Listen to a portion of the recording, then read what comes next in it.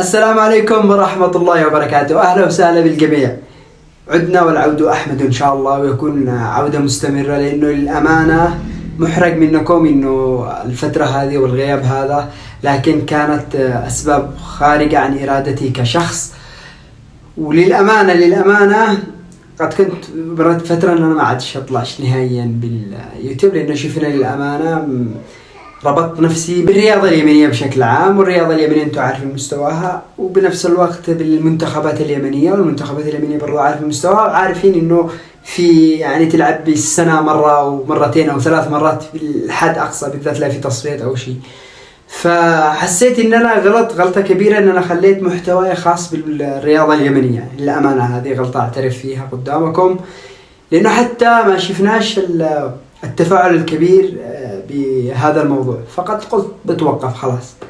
لكن للأمانة لما تشوف منتخب بلادك إن شاء الله بيكون بالفترة القادمة في بطولة مهمة، وإن شاء الله بيتأهل برضو لكأس العالم طبعا للناشئين، صعب إن أنا أجلس ساكت أو ما أتفاعلش.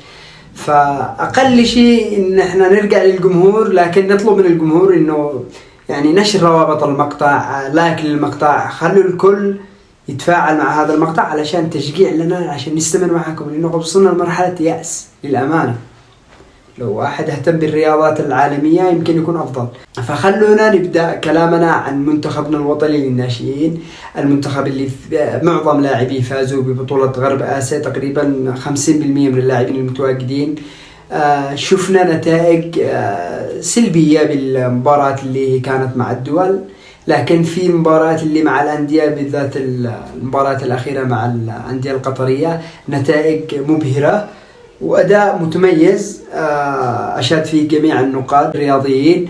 شفنا لقطات من المباريات، شفنا أنه في لاعبين تقريبا جدد، لاعبين بيفرضون اسمهم على الشارع الرياضي اليمني، وهذه ميزة المنتخبات اليمنية، الإبداع والتميز بالنسبة للمنتخبات تكون من الفئات السنية تحديدا الناشئين. فالمقطع هذا الغرض منه إنه نتكلم عن منتخب الناشئين أو دردشة حول منتخب الناشئين المشارك في البطولة القادمة، وإن المباريات بتكون منقولة على قنوات BN Sport الرياضية.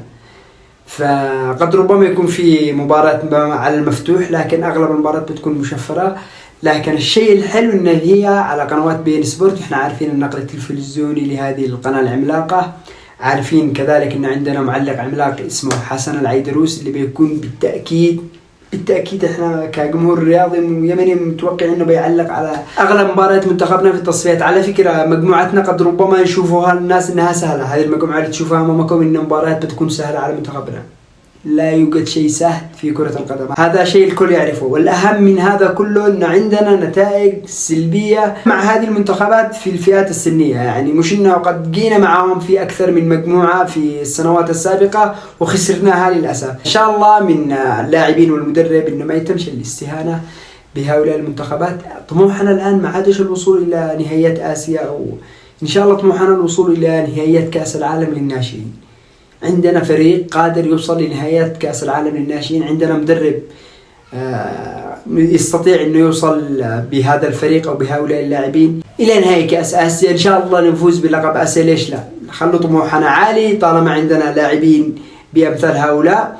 لكن الشيء الأهم والطموح الأهم أن التواجد بكأس العالم وهذا الطموح اللي المفروض يكون متواجد مع اللاعبين، والوصول إلى نهائيات كأس العالم للناشئين. ومثل ما تكلمت معكم في البداية إنه هذا المقطع بيكون مقطع خفيف بسيط، بس فيه كلام عن منتخبنا الوطني، عن القنوات الناقلة للمباريات القادمة، إنه كتسجيل دخول، يعني اعتبروا هذا المقطع تسجيل دخول علشان نبدأ معاكم في سلسلة تغطياتنا عن منتخباتنا الوطنية المشاركة. وإن شاء الله أتفضي أكثر علشان أي جديد يكون يخص المنتخب إن شاء الله بنزل لكم التغطية أولا بأول. كرر الطلب، لايك للمقطع، اشتراك بالقناة، نشر روابط المقطع في كل الجروبات الرياضية وغير الرياضية عشان نستمر وعشان نكون معكم أول بأول. اعتذاري لمشتركين أكثر من 300 ألف مشترك فوق عيني وراسي، واعتذر منكم عن الانقطاع الفترة الماضية، لكن إن شاء الله على قدر ما أقدر إن شاء الله بكون متواجد معكم في الأيام القادمة. أستودعكم الله، السلام عليكم ورحمة الله وبركاته.